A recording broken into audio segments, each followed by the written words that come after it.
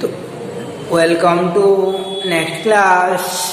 तो विलियन के अध्याय में डिग्रीडियम विलियन की सांद्रता को अभिव्यक्त करने वाले कारक आज पार्ट 3 में भाग 3 में आगे बढ़ते हम लोग, क्योंकि सांद्रता को प्रदर्शित करने वाले कारकों के बारे में 11वीं क्लास में पढ़ चुके हूँ। तो इसका न्यूमेरिकल पास को लास्ट में बताएंगे। तो आज आगे बढ़ते हम लोग कि विलियन से संबंधित आगे का चैप्टर वाष्प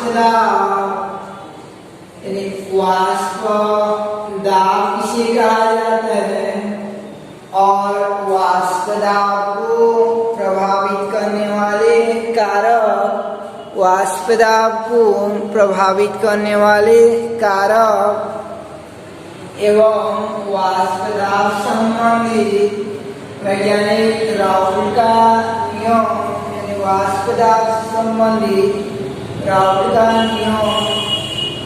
तो पहले वाष्प दाब किसे कहते हैं इससे स्पष्ट हो जाते हैं।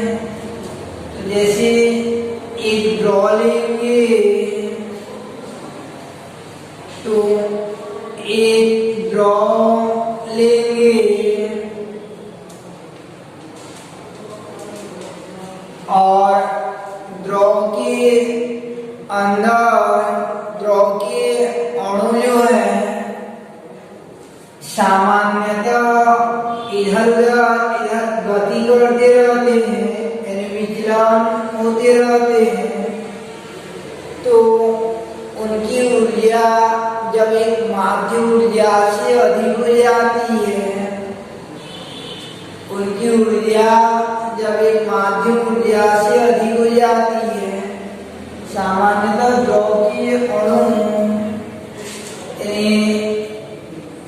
तनु द्रव जो रहते हैं, तनु विलियन जो रहते हैं, वे आदर्श गैस की तरह व्यवहार करते रहते हैं। जैसे कक्षा 11 में आदर्श गैस पड़े रहोगे तो पात्र के अंदर रखा हुआ गैस जो भिन्न वेग से भिन्न दिशाओं में गति करते रहते हैं और पात्र की दीवार से टकराते रहते हैं। ऐसे तनु द्रव या तनु विलियन ये पात्र के अंदर जो है भिन्न वेग से गति करते रहते हैं। जब उनकी ऊर्जा जो है एक मिनिमम एनर्जी से, जब उनकी ऊर्जा एक न्यूनतम ऊर्जा से अधिक हो जाती है तो वे सतह को छोड़कर ऊपर चले जाते हैं, सतह को छोड़कर ऊपर निकल जाते हैं।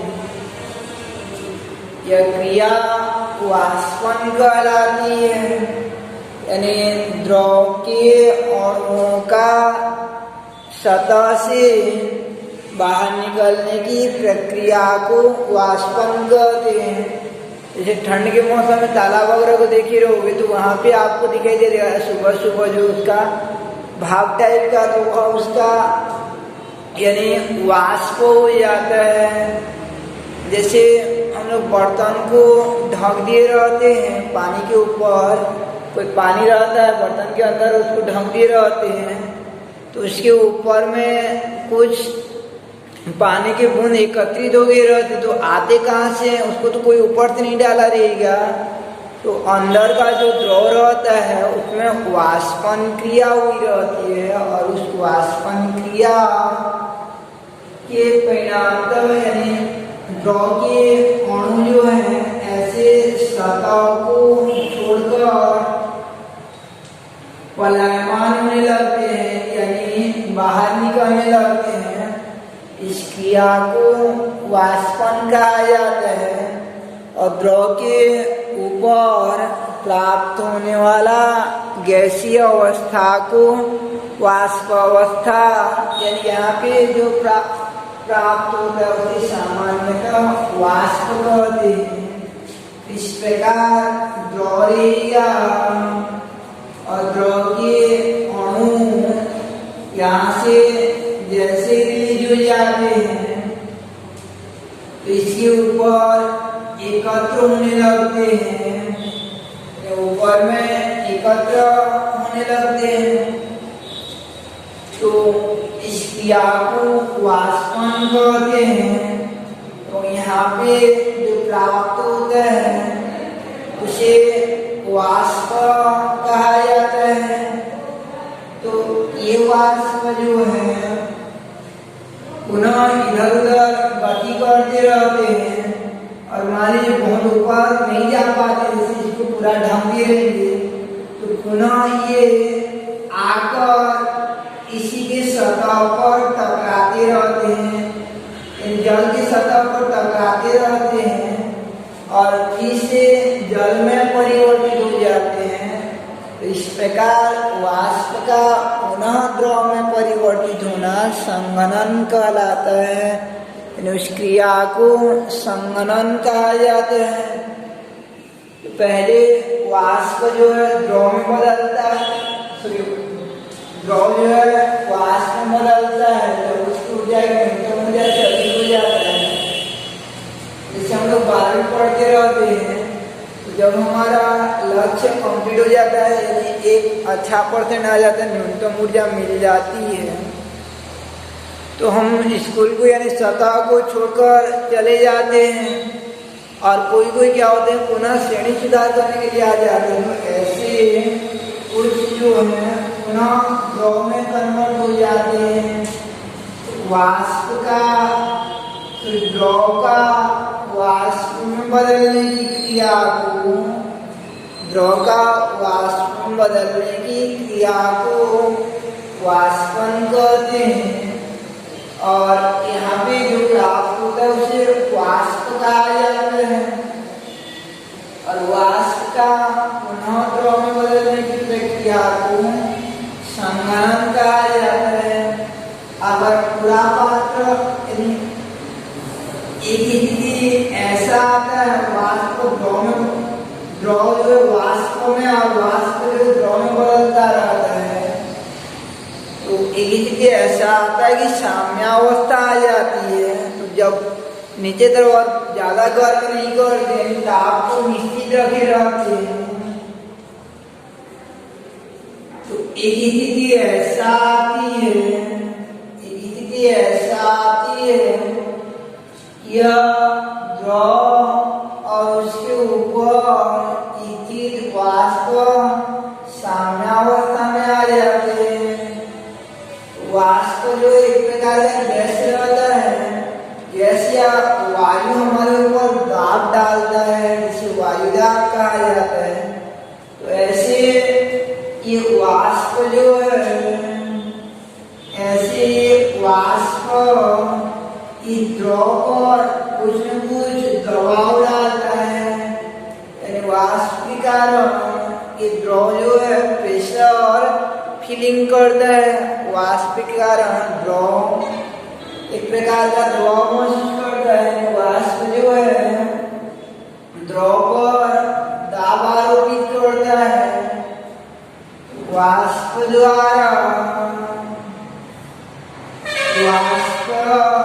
द्वारा या फिर वाष्प बनेगा, इस वाष्प द्वारा द्रव पर आरोपित दाब को वाष्प दाब कहते हैं।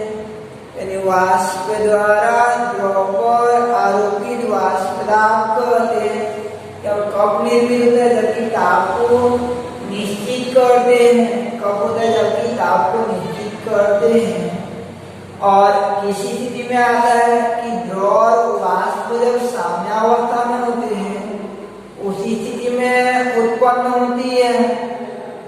तो इस प्रकार द्रव यानी निश्चित ताप पर किसी द्रव के साथ साम्यावस्था में स्थित वाष्प द्वारा द्रव पर आरोपित दाब को वाष्प दाब कहते हैं। निश्चित ताप पर किसी द्रव के साथ साम्यावस्था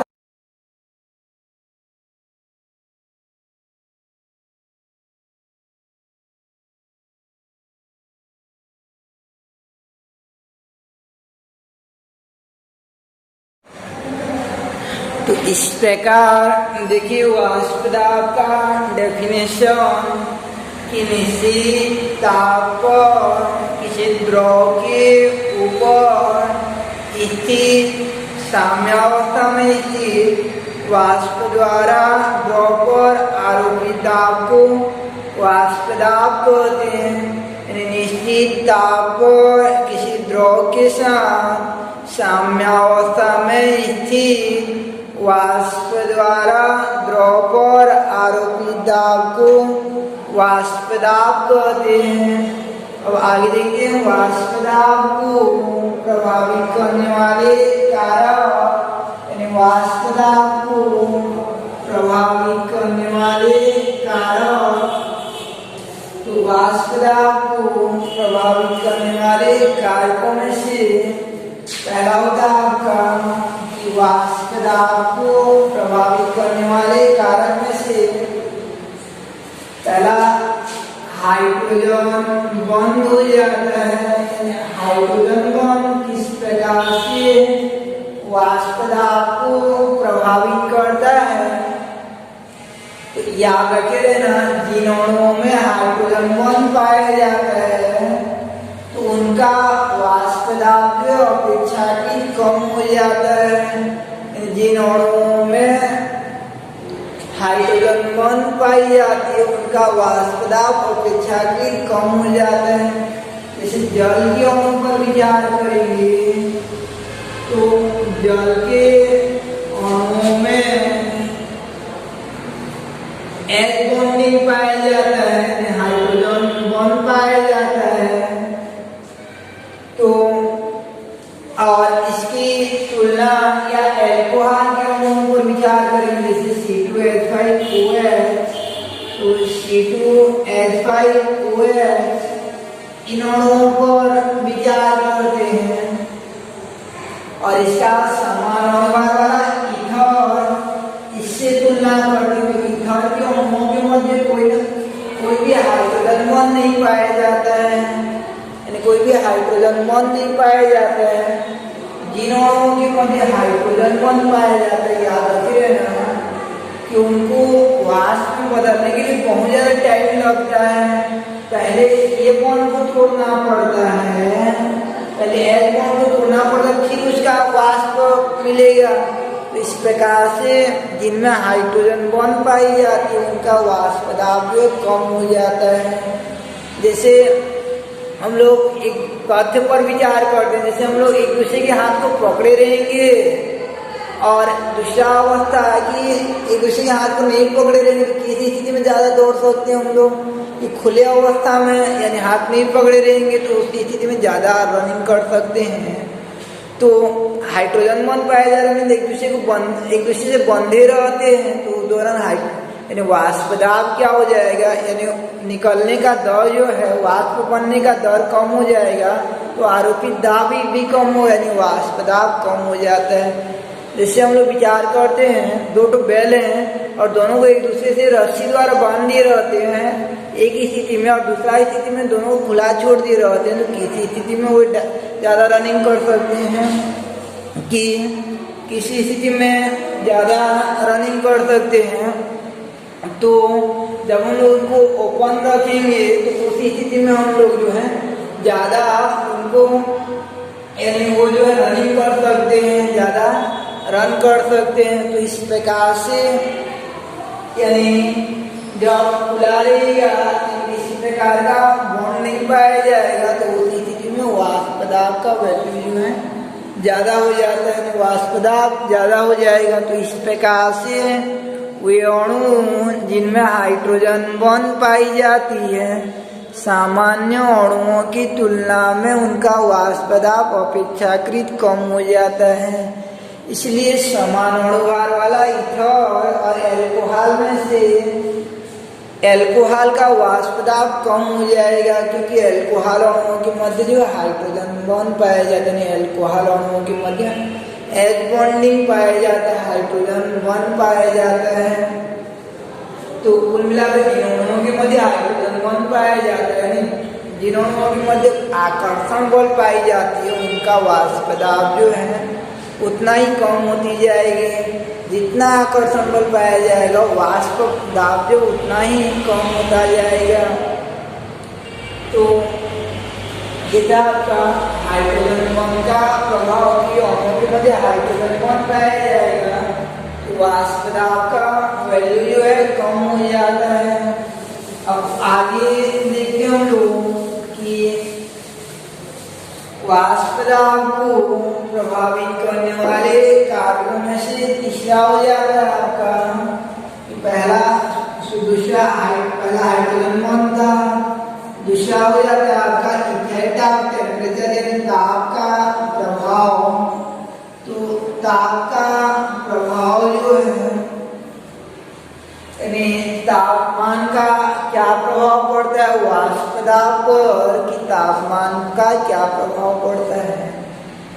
तो ताप बढ़ाने पर याद रखिए रहना कि ताप बढ़ाने पर अणुगतिकी सिद्धांत के अनुसार ताप बढ़ाने पर अणुगतिकी सिद्धांत के अनुसार अणुओं की गतिज ऊर्जा में वृद्धि हो जाती है। अणु जो तीव्र वेग से गति करने लगते हैं तो ताप को बढ़ाते जाएंगे तो अणुओं की गतिज ऊर्जा में वृद्धि होता जाएगा और गतिज ऊर्जा जितना अधिक वृद्धि होगा सतह को छोड़कर निकलने का दर उतना अधिक होगा, जितना अधिक निकलेगी उतना अधिक वाष्प प्राप्त होगा और जितना अधिक वाष्प प्राप्त होगा वाष्प दाब उतना ही अधिक हो जाता है। वाष्प दाब का वैल्यू जो है उतना ही अधिक हो जाता है। तो इस प्रकार से कुल मिलाकर ताप बढ़ाने पर गैस के अणुगतिकी सिद्धांत के अनुसार अणुओं की माध्य गतिज ऊर्जा में वृद्धि हो जाती है, परिणाम तो वाष्प दाब का मान बढ़ जाती है। यदि ताप बढ़ाएंगे तो वाष्प दाब का मान बढ़ जाता है। इसलिए यानी आप लोग देखिए गर्मी के मौसम में और बरसात के मौसम में से गर्मी के मौसम में तापमान ज़्यादा रहता है तो तालाब का पानी जल्दी खत्म हो जाता है क्योंकि वाष्प बनने की दर जो अधिक हो जाती है, वाष्प दाब अधिक मिलता है। ताप बढ़ाने पर अणुओं की गतिज ऊर्जा में वृद्धि हो जाती है, जिससे वाष्प दाब का मान बढ़ जाती है। ताप को जितना बढ़ाते जाएंगे निकलने का दर उतना अधिक होता जाएगा। जैसे हम लोग क्लासरूम में बैठे रहते हैं तो जिस दिन ज़्यादा गर्मी लगता रहता है उस दिन क्या करते हैं हम लोग कि क्लास से बाहर निकलने का प्रयास करते हैं, जैसे तैसे करके बहाना बनाकर यानी घर जाने का प्रयास करते हैं। ताप बढ़ाने पर गतिज ऊर्जा में क्या हो जाती है वृद्धि हो जाती है, यानी अणुओं की गतिशीलता में वृद्धि हो जाती है। इसलिए सुने रहोगे आप लोग कि जिस दिन बादल छाया रहता है तो उस दिन बोलते हैं जो बुजुर्ग बड़े बुजुर्ग व्यक्ति रहते हैं यानी सीनियर सिटीजन जो रहते हैं वृद्ध व्यक्ति, तो ये बोलते हैं कि आज जो घोड़ा ज़्यादा पीरा थे, इस टाइप का शब्द सुनने को मिलता है। तो कारण क्या रहता है, जिस दिन बादल छाया रहता है तो जिस दिन बादल छाया रहता है तो उस दिन क्या रहता है वातावरण का टेम्परेचर कम रहता है, तो हमारे अणुओं की यानी मांसपेशियों की में स्थित अणु जो हड्डी रहते हैं उनमें गतिशीलता कम हो जाती है, जिससे पैर हाथ जो जमाव टाइप का फीलिंग होता है, जिससे हमको जो बहुत ज़्यादा दर्द का अनुभव होता है। लेकिन जिस दिन जो है वातावरण में खुला आसमान रहता है, सनी डे रहता है अर्थात धूप ज़्यादा छाया रहता है, तो उस दिन क्या रहता है कि अणुओं की गतिशीलता में अणुओं की बहुत ज़्यादा गतिशीलता रहता है, जिससे हाथ पैर दर्द देना कम हो जाता है। इस यानी ताप बढ़ाने पर अणुओं की गतिज ऊर्जा में क्या हो जाती है वृद्धि हो जाती है। इसलिए वाष्प दाब का मान क्या हो जाता है बढ़ जाता है। तो ताप बढ़ाने पर अणुगतिकी सिद्धांत के अनुसार अणुओं की माध्य गतिज ऊर्जा वृद्धि हो जाती है, जिससे वाष्प दाब का मान में भी वृद्धि हो जाती है। उसके बाद वाष्प दाब को प्रभावित करने वाले कारकों से तीसरा कारक आता है कि वाष्प दाब को प्रभावित करने वाले कारकों में से तीसरा कारक हो जाता है आपका अवाष्पशील विलय की उपस्थिति। अवाष्पशील विलय की उपस्थिति अर्थात अवाष्पशील विलय मिलाएंगे। अवाष्पशील विलय का अर्थ क्या रहता है? जिसका वाष्प प्राप्त नहीं होता है। जैसे हम लोग जल में नमक को मिलाएंगे, तो नमक को मिलाते हैं NaCl को, तो NaCl का वाष्प प्राप्त नहीं होगा तो उसको अवाष्पशील विलय कहा जाता है। किंतु एल्कोहल को मिला देंगे जल में तो दौरान एल्कोहल का वाष्प प्राप्त हो जाएगा, तो उसे अवाष्पशील विलय नहीं कहेंगे। यानी ऐसा विलय को अवाष्पशील विलय कहा जाता है जिसका स्वयं का वाष्प प्राप्त न हो। तो जिसका स्वयं का वाष्प प्राप्त न हो तो अवाष्पशील विलय मिलाएंगे तो क्या प्रभाव पड़ेगा? अवाष्पशील विलय को मिलाते हैं तो क्या इफेक्ट पड़ेगा? तो अवाष्पशील विलय मिलाते हैं, जैसे केवल पहले शुद्ध जल देगा, शुद्ध विलायक रहेगा तो कुछ भी नहीं मिला रहेगा, ये अपेक्षाकृत ज्यादा तीव्रता से जो ऊपर की वाष्पित होगा, अपेक्षाकृत सरलता से वाष्प में परिवर्तित हो जाता है।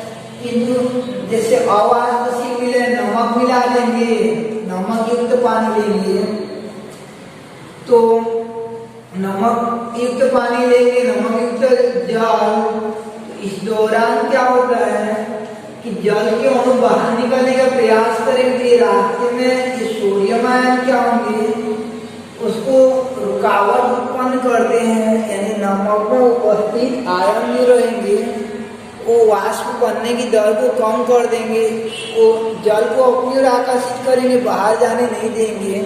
इस प्रकार अवाष्पशील विलय की उपस्थिति में वाष्प दाब का मान जो है बढ़ जाता है। अवाष्पशील विलय की उपस्थिति में जो है वाष्प दाब का मान बढ़ जाता है। जैसे नमक को मिला देंगे हम लोग, तो नमक NaCl को मिला देते हैं तो दौरान जो है NaCl को मिला देते हैं तो उसी स्थिति में NaCl क्या करेगा कि जल को बाहर निकालने से रुकावट उत्पन्न करता है, यानी आसानी से बाहर जाने नहीं देगा। तो इस प्रकार अवाष्पशील विलय की उपस्थिति में वाष्प दाब का मान क्या हो जाता है? घट जाएगा। जैसे हम लोग क्या 12वीं पढ़ रहे हैं, 12वीं के विद्यार्थी हैं, तो 12वीं वाले रहेंगे तो गेट से निकलना चाहते हैं तो सरलता से निकल जाएंगे। लेकिन मान लीजिए रास्ते में 11वीं वाले आ जाते हैं, अवाष्पशील आ जाते हैं, तो वो हमारे रास्ते में क्या करेंगे? रुकावट उत्पन्न करते हैं, बाधा उत्पन्न करेंगे, तो दौरान आसानी से निकल नहीं पाएंगे। तो इस प्रकार से वाष्प दाब का मान क्या हो जाएगा? आपका कम हो जाएगा। कब जबकि उसमें अवाष्पशील विलय मिला रहेगा, तो अवाष्पशील विलय मिला रहेगा, कोई अशुद्धि मिला रहेगा तो वाष्प दाब का मान क्या हो जाता है? कम हो जाता है। जैसे हम लोग चाय बनाते रहते हैं तो चाय कब जल्दी बनता है? पहले पानी को केवल गर्म करेंगे और बाद में चाय पत्ती शक्कर डालेंगे तो पहले चाय बनेगा, कि पहले चाय पत्ती शक्कर और पानी सबको मिक्स करके चाय बनाएंगे तो पहले बनेगा? पहले किसमें बनेगा? चाय पत्ती को पहले मिक्स करेंगे, चाय पत्ती शक्कर और नमक को, कि पहले पानी गर्म करेंगे और बाद में डालेंगे तो बनेगा?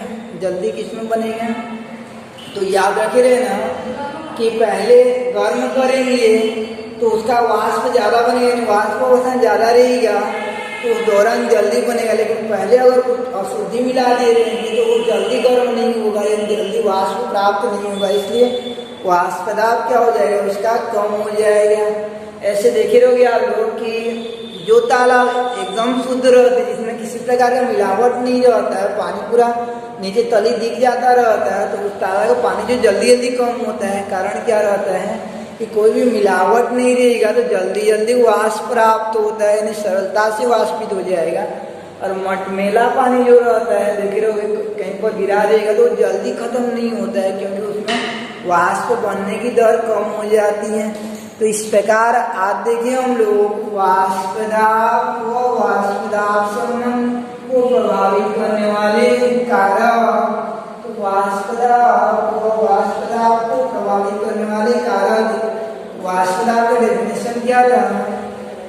कि निश्चित ताप पर किसी द्रव के साथ साम्यावस्था में स्थित वाष्प द्वारा द्रव पर आरोपित दाब को वाष्प दाब कहते हैं। फिर वाष्प दाब को प्रभावित करने वाले कारक, जिनमें से पहला था आपका हाइड्रोजन बॉन्ड। तो जिन अणुओं के मध्य हाइड्रोजन बॉन्ड पाई जाती है उनका वाष्प दाब कम हो जाता है। दूसरा, ताप बढ़ाने पर अणुगति के सिद्धांत के अनुसार अणुओं की गतिज ऊर्जा में वृद्धि हो जाती है, इससे वाष्प दाब बढ़ जाती है। और तीसरा कि अवाष्पशील विलय की उपस्थिति में जो है वाष्प दाब का मान कम हो जाती है। तो इसलिए याद रखे रहना, यानी इसको कैसे याद रखोगे, मटमैला पानी का जो यानी वाष्पन है वो कम होता है शुद्ध पानी की तुलना में। फिर देखेंगे हम लोग कि वाष्प दाब संबंधी राउल्ट का नियम को